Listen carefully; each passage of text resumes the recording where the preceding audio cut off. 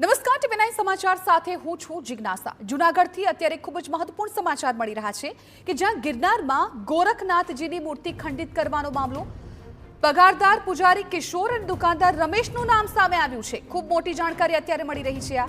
5 ઓક્ટોબરે મૂર્તિ ખંડિત કરવામાં આવી હતી। કૃત્ય શા માટે કરવામાં આવ્યું તેની વિગતો પણ સમય જતા સામે આવી શકે છે, પરંતુ અત્યારે ખૂબ મોટી અપડેટ એ મળી રહી છે કે જે મૂર્તિને ખંડિત કરવામાં આવી હતી તેની પાછળ પગારદાર પૂજારી કિશોર અને દુકાનદાર રમેશનું નામ સામે આવી રહ્યું છે।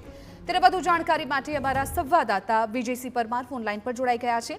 વિજયસિંહ, જ્યારથી ગોરખનાથજીની મૂર્તિનું ખંડન કરવામાં આવ્યું સૌ કોઈમાં ભારે રોષ જોવા મળી રહ્યો હતો અને અત્યારે જે માહિતી સામે આવી છે ખૂબ ચોંકાવનારી છે, કેમ કે જે પગારદાર પૂજારી છે તેઓનું નામ સામે આવ્યું છે, સાથે દુકાનદારનું નામ પણ ચર્ચાઈ રહ્યું છે। શું જાણકારી?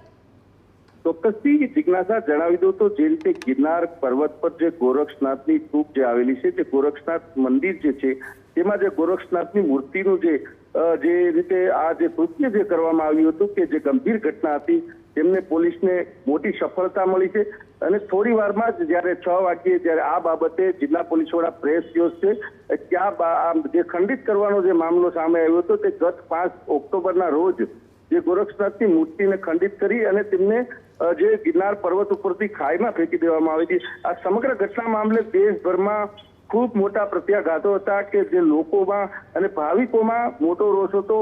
પોલીસને પણ આ ચેલેન્જ રૂપ આ જે ઘટના હતી કે આ ઘટનાને ડિટેક્શન કરવું ખૂબ જરૂરી હતું। ત્યારે થોડા દિવસોમાં જ જ્યારે આ પોલીસને ખૂબ મોટી સફળતા મળી છે એલસીબીપીઆઈ અને તેમની ટીમ દ્વારા।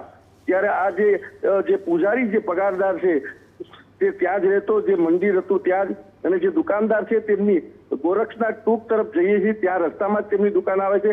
આ બંને જ્યારે આ જે કૃત્ય કર્યું છે તે મામલે પૂરા દેશભરમાં વિરોધનો વંટોળ જે ફેલાયો હતો તેને લઈને આજે જ્યારે મોટી સફળતા મળી છે।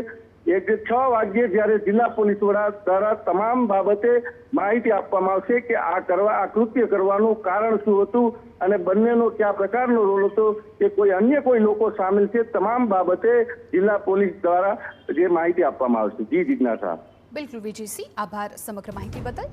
તો અત્યારે આ બે નામ ચર્ચાઈ રહ્યા છે, પરંતુ થોડી જ વારમાં જિલ્લા પ્રમુખ વડા છે એ પ્રેસ કોન્ફરન્સ યોજવાના છે, જેમાં પણ કેટલીક ચોંકાવનારી વિગતો સામે આવી શકે છે।